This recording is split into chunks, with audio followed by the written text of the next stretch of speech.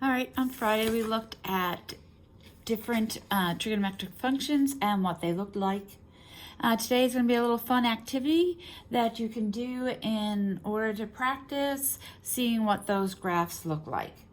So what we're going to do today is we're going to draw a sketch either on Desmos or by hand using our functions that we have learned so far this year. So it should be a little fun activity.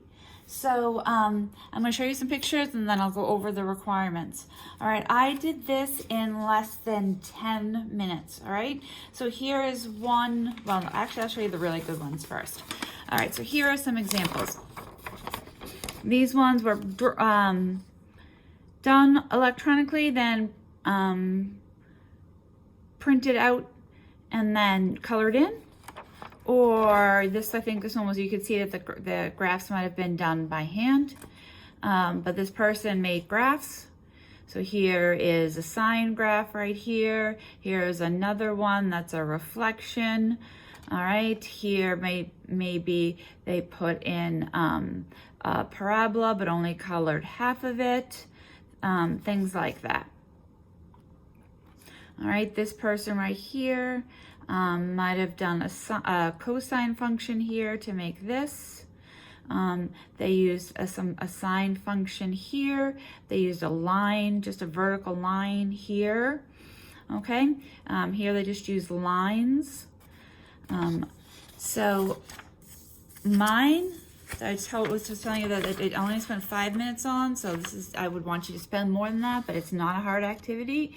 I did this one really quick. You can see I started to make a face here. I used sine and cosine function and then 2 circles. All right, so when I did mine, that is just 4 equations that I used here. So I used 2 circles right here, and a sine and a cosine function, and just all I did was play around with adjusting the amplitude to make the loops higher or smaller, the frequency or the period to make them either closer together or farther apart, and then the shifting it left, right, up, and down to see where I wanted the loops to be. All right, so yours, this is not a complete one because I only had 4 functions. You have to do a minimum of 8 functions, 4 of which need to be trig functions.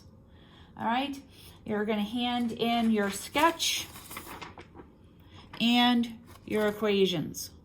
Okay, hand in sketch and equations. So you can just hand in a sketch, you can print it out, you can color it.